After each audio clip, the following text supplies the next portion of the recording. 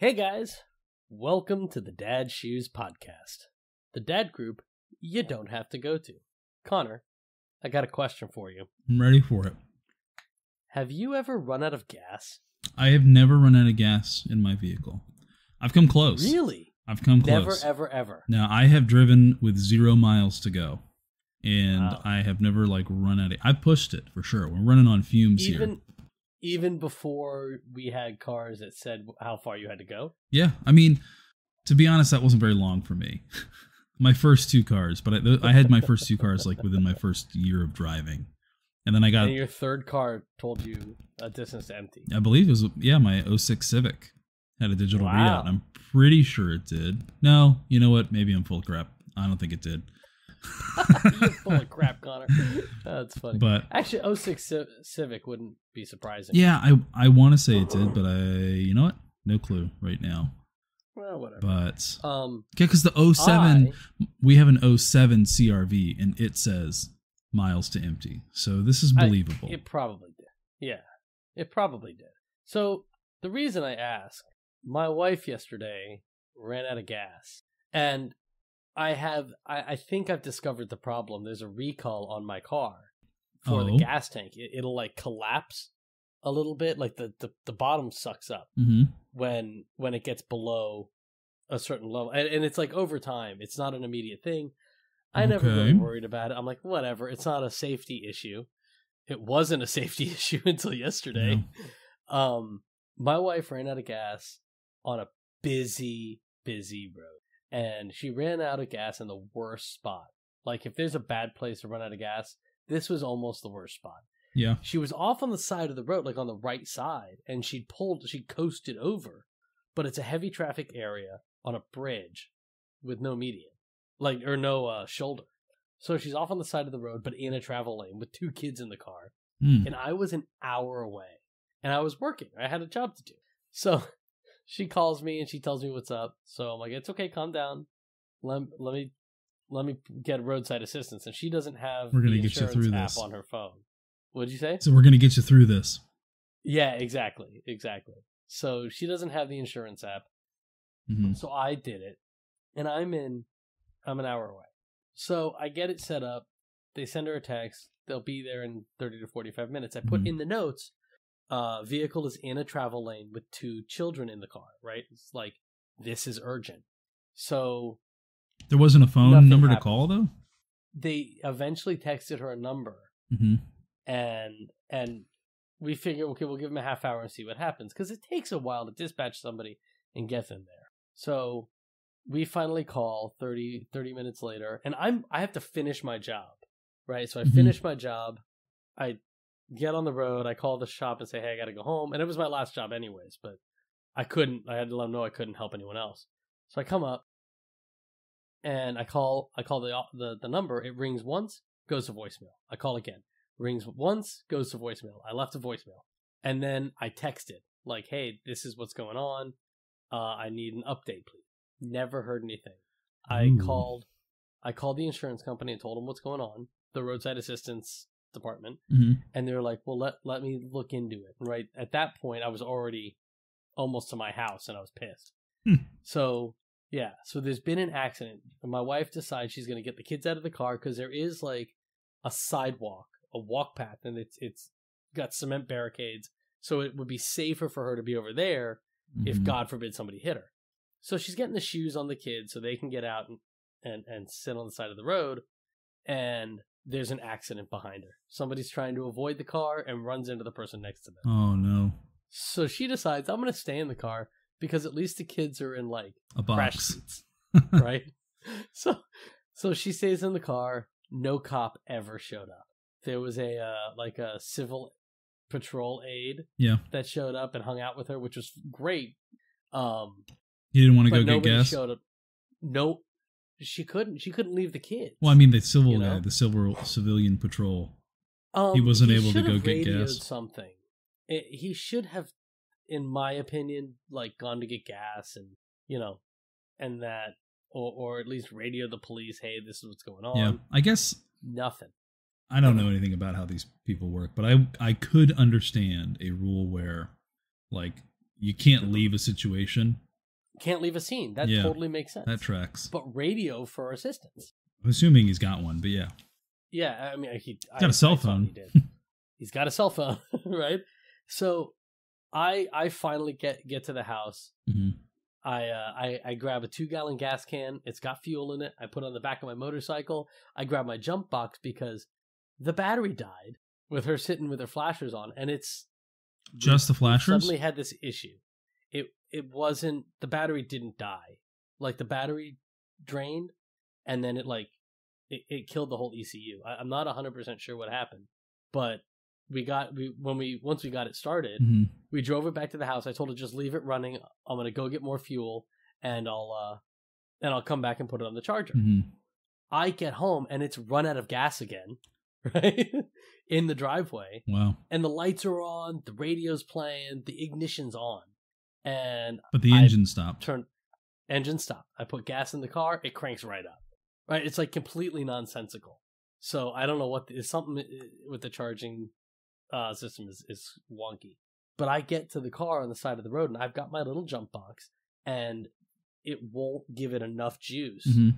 to start it. And it'll start. I mean, I've started big trucks with it, but it won't like give it a little bit of a charge and then run. It's just a little battery pack, lithium-ion battery pack. So fortunately, this guy did have like a big battery pack, mm-hmm. like the kind we used to carry.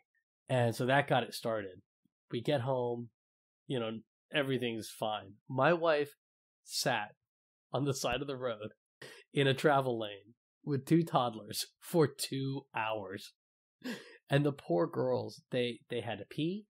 They all of a sudden, they started getting cranky, and there was nothing we could do to figure it to like really evaluate the situation. We focus on safety first. Yeah. Pee yourself, right? She gets home and both of the girls had peed through their diapers and the car seats are wet, and it's like, oh, this is terrible. So, but that was my wife's afternoon. She was not happy. She got home, hung out with your wife on the phone, and that made her very happy. She was so happy. That's good. It ended up being fine, but oh my gosh. How far away from the house was she? A mile. We drove from Orlando Thanksgiving night, and I got to the house with like 16 miles to empty. Mm-hmm. There's a brand new Costco down the street. We were gonna go there. That was our first place when we left the house, was gonna go to Costco, and she just never ended up going anywhere in her car.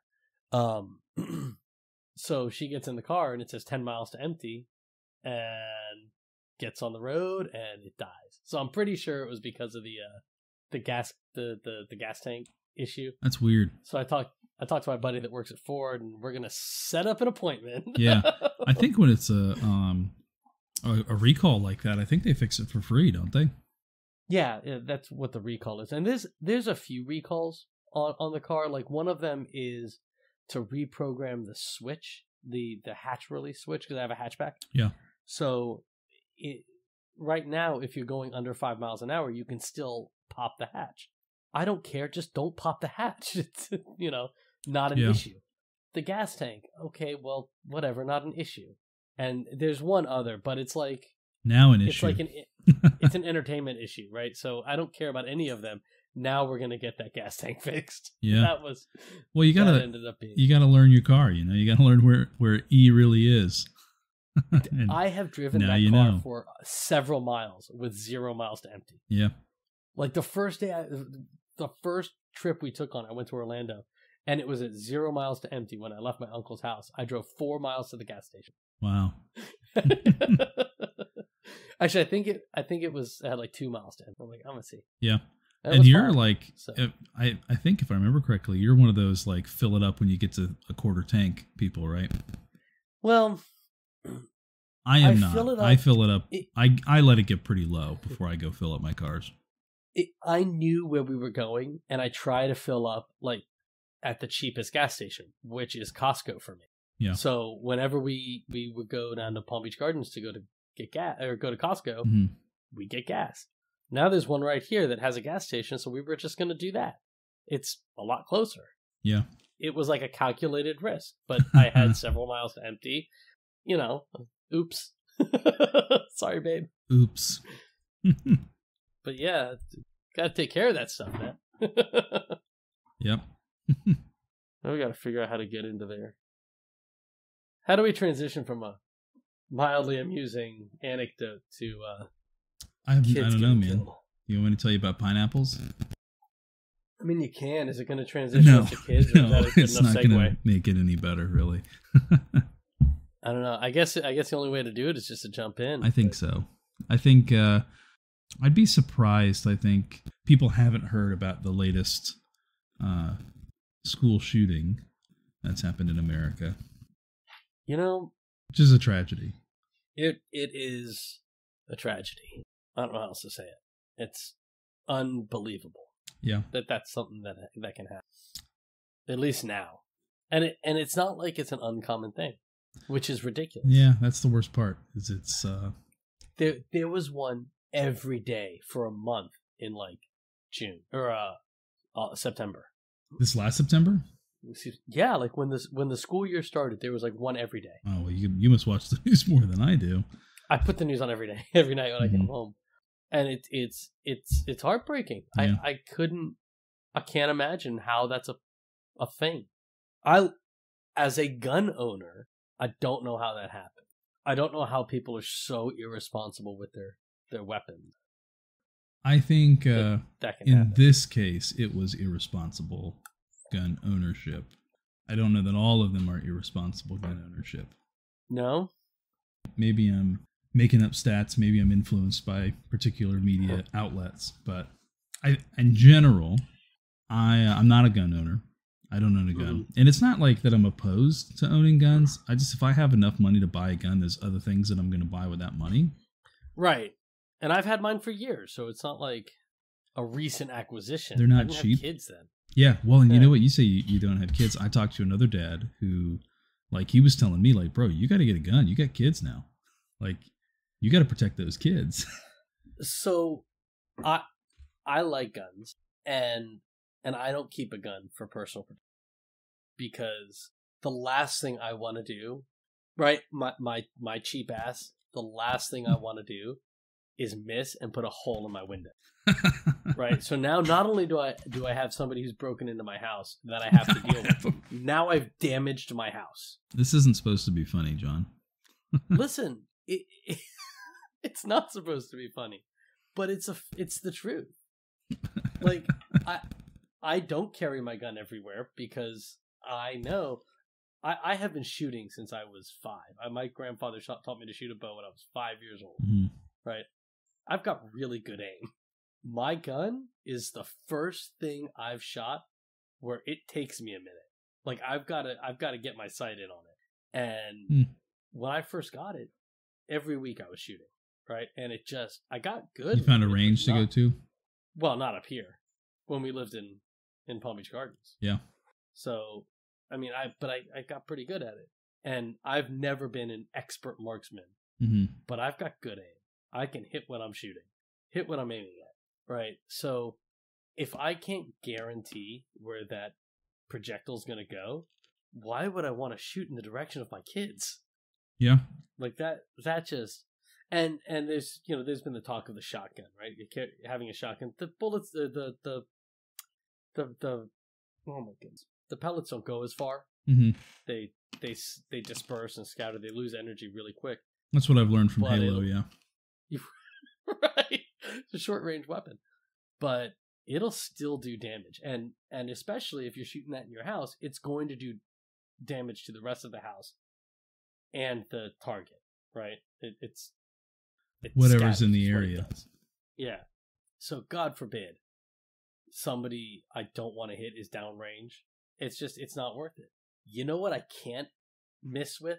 Well, I can't accidentally hit my kid with? A bat. Oh, I thought you were going to say a bow.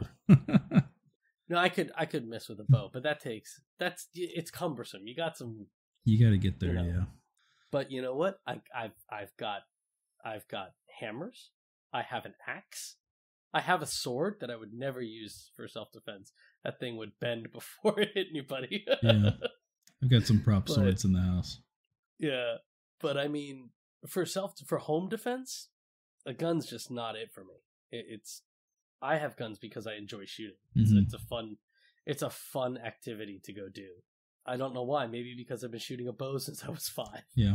Well, and but I enjoy it. We've got some friends who are really into like gun culture and shooting, and you know, they really enjoy that and get into the collecting of it.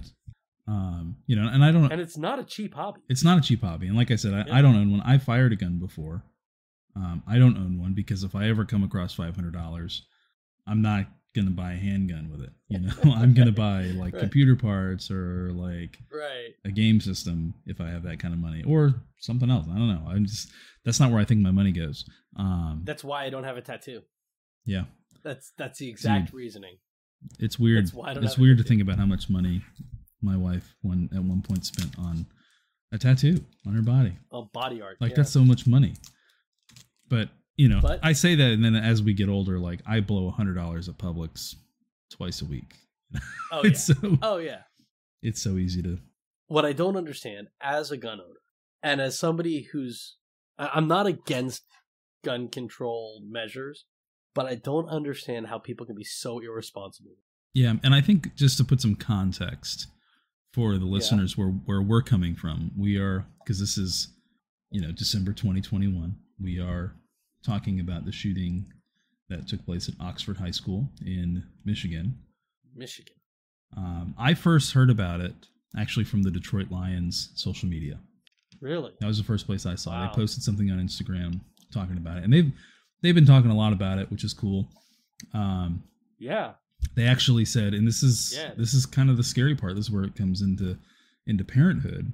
You know, kids tend to go to schools, and those kids have parents. So the Lions offensive coordinator had to cancel a meeting or cut a team meeting short because one of the coach's daughters was afraid to go to school. Wow. And so that's the whole thing you got to deal with. I mean, especially for them, they live in Michigan, and when something like that close happens, of course, we're in South Florida, and we've had our share of school shootings, nationally recognized school shootings. But that's kind of what sparked the debate. I say debate. That sparked the conversation for this particular instance. And you actually said you wanted to talk about this. Yeah, look, for me, it comes down to responsibility. I work on cars. I have replaced windows on vehicles where, you know, somebody broke into the car to get stuff. Where we live, when it's not this time of year, not Christmas time, people break in looking for cash and drugs and guns. Like that, whenever the cops are talking about it, they're looking for cash, drugs, and guns. Mm-hmm. So the problem with that is people are finding that stuff in the cars. Right? They wouldn't go looking in cars for guns if guns weren't found in cars. Yeah. Which means people are leaving their weapons unsecured. And okay, somebody can break into your house, that's fine. But I've replaced windows on vehicles owned by cops who left their service weapon in the vehicle. It's like, you know better. Mm-hmm. And I'm assuming not like just on the passenger seat, but like in an unlocked glove box or something like that. Is that what you're referring to? Like, no, like just in the car. So one guy, and it's happened more than once. One cop, the sheriff's deputy, brings his big pickup, and he's got 2 windows broken out. I say, man, what happened? He goes, they broke in to steal my gun. Really? They get it? He said, yeah, they got my gun, they got my service belt, like his gun belt. The whole thing. They just grabbed his gun belt off the back seat of the truck. Wow. With his gun in it. And okay, leave your belt in the car if you want, but secure the weapon. Right? And they make car safes, right, that you can bolt into the vehicle and lock so the gun's locked. I don't think that's a good idea. Like at least you've tried something, but don't leave your gun unattended. Make sure you have it, you know where that thing is at all times, and there's no way somebody can get it. I can't imagine being that irresponsible. And I've gotten into many people's cars, and I'm like, do you want to take care of this thing? You've got some stranger coming to work on your vehicle, and you're just gonna leave a cannon in your car. You don't know me. Now, granted, I would not take it. Yeah, I wouldn't do anything with it. But you don't know that, right? You don't know who I am. Sure, we've all been background checked, and our company tells you who we are before we show up. Yeah. But you don't know what that means. Okay, maybe I've never had a conviction, but, or maybe I have, and they just said, well, whatever, you're fine, right? They did the background check. Doesn't mean they're going to prevent me from working, right? Mm-hmm. So the responsibility aspect is just, it's really where I have an issue. And my stepmother wants to make this this law for if everyone's a gun, if anyone who owns a gun has to have gun insurance, right? So if your weapon's ever stolen and used in a violent crime, your insurance kicks in. I think that's just silly. What would the insurance pay for? I have no idea. That's why I think it's silly, right? Insurance doesn't pay for anything anyways. It's always a fight, right? They're certainly going to try to not pay for it. Yeah. So instead of that, make them criminally liable. If you have been irresponsible with your weapon and it was stolen, you had a home break-in and somebody took your gun, that's one thing, right? You can't do much more than that. Mm-hmm. All I got to do is break out a window in your car and fish under the seat. There's probably a gun in there, or in the door pocket. There's probably a gun in there, right? How secure was that? How far did you go to secure that weapon? Yeah, well, and cars are what you deal with. That's your area of expertise, fixing fixing car windows. Right. Yeah, and back to the story, back to this, Oxford High School. The what do we want to call him? The suspect, the accused, the shooter. What's the term we want to go with? I believe he is officially called the suspect. The suspect. I don't want to use his name. I don't know his name, and I don't really care. I know he's some 15-year-old kid who got his dad's gun. Yeah, I've read a couple stories about it, and that's where the responsibility comes in that you're talking about. Is when I first heard the story and you first told me you wanted to talk about it. I'll say, especially as a non-gun owner, I am generally a proponent of gun control because to me, it seems like an inconvenience to people. Like if you normal people who want to buy a gun. A background check or waiting a couple days, it sucks. It's an inconvenience, but it could save lives. It's not. That's my issue. It's not an inconvenience. Well, some people would view it that way, and I'm giving them the benefit of the doubt on that. Okay, sure, I don't want to make a comparison to other modern controversies we're having right now. It's not that big of an inconvenience, but it is. It makes you wait a day or two, and it's not fun, and it sucks, and it gets in the way, but. If it could help save lives, if it could help keep legal guns out of potential shooters' hands, then amen to that. I mean, that sounds great. Why? Who could be against that? Especially, I saw this, and again, maybe you want to say that I'm brainwashed by a particular media source. I saw I guess I'd call it a bit from John Oliver, where he is interviewing some senator about gun control, and he's kind of being a little sarcastic, of course gun control isn't going to work. And the guy's like, yeah, of course it's not going to work. But then he's also interviewing this guy from, I want to say it was Australia or New Zealand. Maybe you saw this one too, where there was 18 years ago or something, there was a mass shooting, and the previous 18 months before that shooting, they had 13 other shootings. So almost every other month, more than every other month, they're having some kind of shooting. So they institute strict gun control laws, and they have not had a shooting since, is my understanding. Yeah, I think that was 99 is when that shooting happened. It was 99 or 98, yeah. Yeah, and they haven't had a shooting since they implemented the gun ban. So, and it's not like they implemented these severe restrictions. They took people's weapons, right? And I mean, you can have long guns, right? Sort of like a rifle or a shotgun, because a lot of people are hunters down there. It's still Australia, yeah. It's still Australia. I'm actually really surprised, but it worked. I mean, it worked, right? Yeah. And I don't want that. That was the bit. Was he's playing coy. He's speaking sarcastically, but it worked. It seems to have worked, at least for Australia. You can make whatever case, but it worked. We have evidence of things like this working. Now, this particular case was a teenage high school student who took his father's legally obtained gun. This is a particular situation. I mentioned this to you when we were talking about this topic.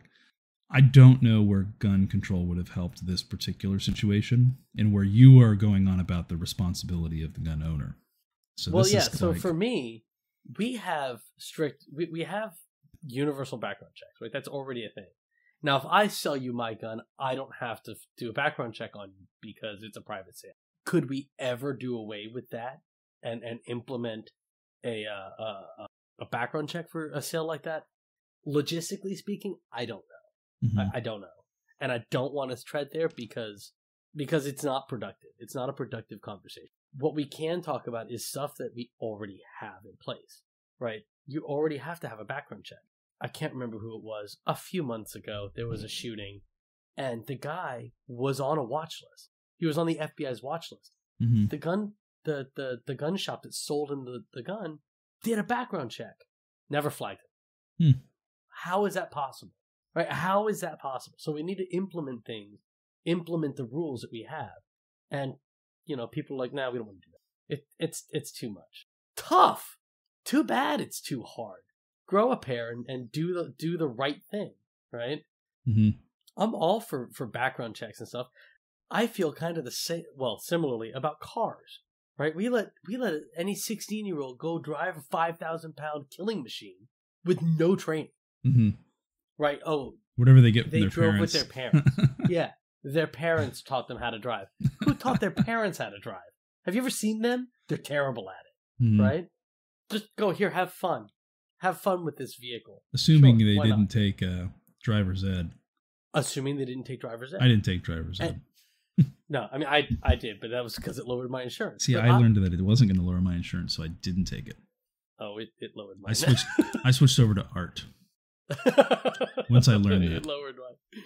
But no, I think in the military, in order to be issued a weapon, you have to qualify with that weapon.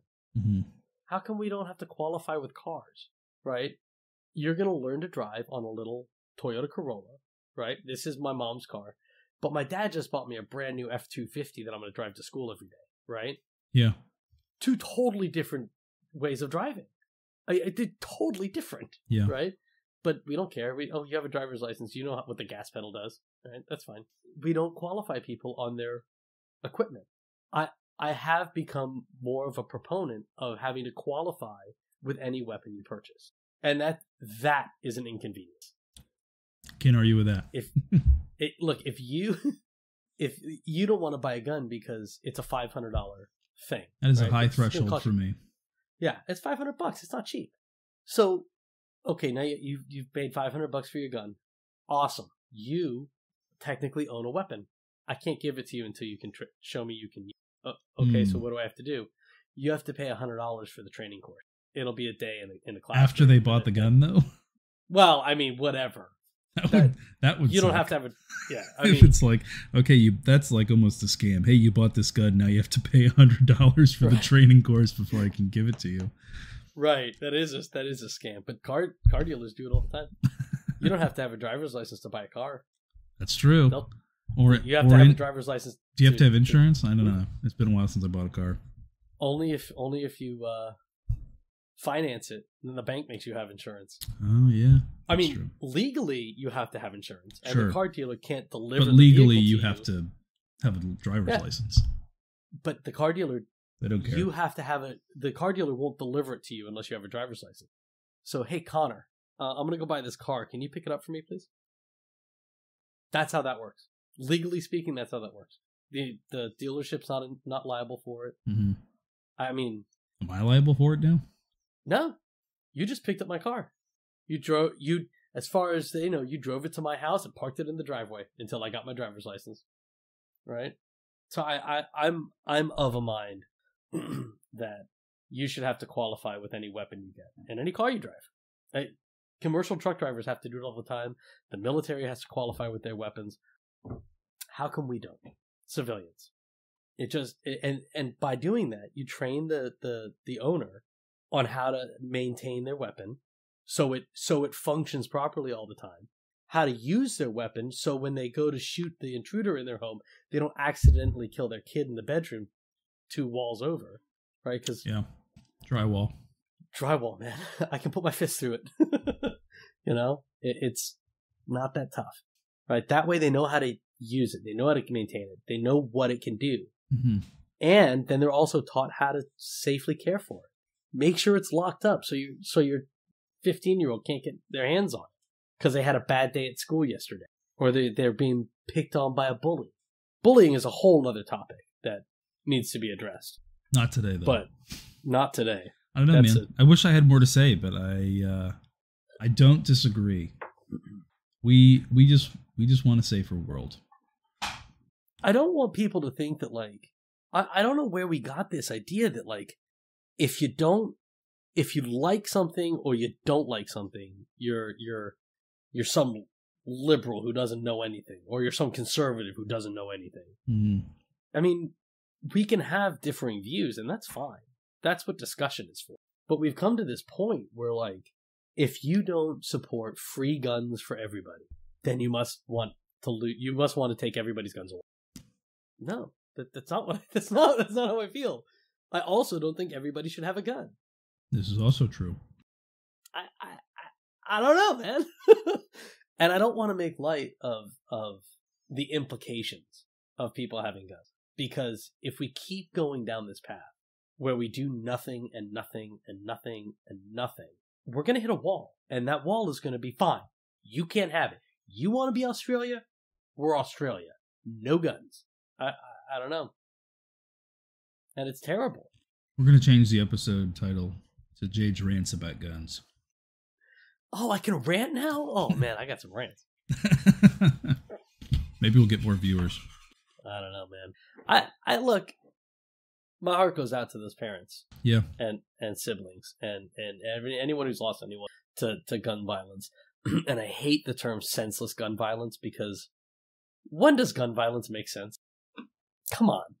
It doesn't. It's stupid. It doesn't have to happen. There's ways to stop it. That kid in Wisconsin who brought the AR-15 to the protest, what was he doing with it? He couldn't legally possess the weapon. Period. That's a whole other can of worms. End of conversation. Right there. He did something wrong. Right there. And, kids should be able to learn how to use guns at a young age. No problem with that. You want to take your kids out hunting when they're 10? Sure, whatever. Yeah. You're their parent. That's your job. I do think that is a positive thing. I think that we should be more okay with introducing, I don't want to say children to guns. That sounds really awful, but right. Like, I don't own a gun. Toddler. Yeah, no, like in a safe environment. I don't own a gun, but like, say Titus turns 10, 11, gets old enough to handle a gun, like BB gun, right? Sure. Anything like that. Like, you gotta start somewhere. But just so you know, I mean, I do think there's some stigma that comes with it, and we get afraid of it. That's the problem, is people get afraid of things. Like, I've met people who are terrified of guns. And why? It's not going to hurt you.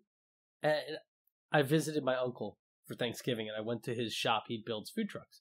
And they've got this whole facility. It's beautiful, but they have a metal, a bender, right? So you put a piece of sheet metal in it, and you push the button, and the hydraulic press comes down, and it bends the, it actually goes up, but it bends the metal. That terrifies me. But not because of the machine, right? Because I know myself. And I mean, I use dangerous tools all the time. You might put your finger in there.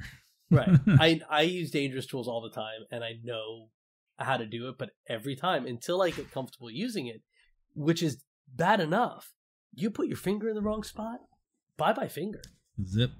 I mean, it's workplace accidents happen all the time because people are careless, right? We don't ban metal folders, right? We don't ban table saws because somebody got their finger ripped off. It's a tool. A gun's a tool. So that's one of the things I keep trying to stress to my kids. Not about guns, but about tools in general, right? Like daddy has tools, and they're not toys. You have your toys, and sometimes they may look similar, but this is a tool, right? I use this tool to do a task, to help me perform a task. That task may be going to the range and having a good time, but, whatever that task may be, but it's a tool. It's a tool to be used for something. It's not just a toy, and it's not something to be afraid of. But if you introduce them and you let people see how they are, oh, that's not that scary. It's people behind them. Get behind them. Yeah. And I don't want to sound like too cliche. Yeah. With this. Cliches are there for a reason. Yeah. But, hug your kids at night, because you don't know. Like, anything can happen. And I mean, yeah. I finally got to see Shang-Chi, which is a fantastic movie on Disney Plus. There's this line, movie. I think it's at the beginning, and they're having drinks with their friends, and the girl says, Aquafina's friend says, like, we're living in a world where half the population could disappear at any moment. Like, yeah, we need to, live your life. It's like, yeah, that's true here too. Like, anything can happen. I'm saying that, like, half the population's going to just disappear, but we're not going to get Thanos. Yeah, but bad things can happen, and there's no preparing for them. So it's a dangerous business, Frodo, going out your door. You step on the road, and if you don't keep your feet, there's no knowing where you might be swept off to. Right? That was Bilbo talking to Frodo in The Lord of the Rings. And it's true. I mean, maybe the road doesn't take you on an adventure. I mean, I can't remember who said it now, but what is the last great adventure? Mm-hmm. We don't know what happens after you die. I have a view of what happens after I die. You have a view, at least an idea, maybe. Yeah. But I don't know what happens. So, I mean, sure, we go on an adventure when we die. I don't know when that's going to be. Could be any time. And you got to take every moment. Take what you can get. Yeah. I don't want this to be a downer. I don't want this to come off as disrespectful. I don't want it to come off as, rightist or leftist or, whatever. Is that where we're at? That's where we're at. I think that's all we've got. Our hearts go out to those families who are going through this. And I'm sorry that thoughts and prayers have become a cliche. And from my opinion, it tends to be an empty sentiment. I have nothing else to give you, and that's the most I can give is just my prayers for your comfort. If you're having a bad day at school, find someone to talk to. Dude, there are people there that will listen. I promise. Yeah. There are phone numbers you can call. If you're having a bad day at school, hit us up at DadShoesPod on Twitter. Yeah, I'll be your dad. I'll be your dad. If you don't have someone to talk to, I'm here. I try to. That's one of the things I want to implement with my girls at night. Like when it's bedtime, it's like, okay, well, because I have 2 kids, so it can't be like every night with each one of them unless like one of them really needs it. Mm-hmm. But like tonight, I'll be with one. Next night, I'll be with the other one. And listen, tell me what's on your mind. What you got going on? How's everything? Is there anything you want to talk to me about? If not, hey, I'll see you in the morning. If there is, I'm here for you. Because that's my job as a dad. Right? So if anyone out there needs anything, I'm here for you. Hit us up. Amen, brother.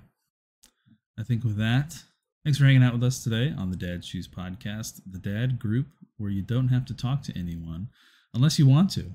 I think tonight we especially might have particularly strong feelings on this topic. And you know what? We said we'd listen. We'll listen to anybody. Maybe you disagree with us. Maybe you have other ideas.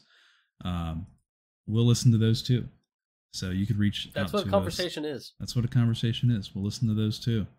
You can reach out to us at DadShoesPod on Instagram, Twitter, or you can email us at dadshoespod@gmail.com. Peace. I mean it.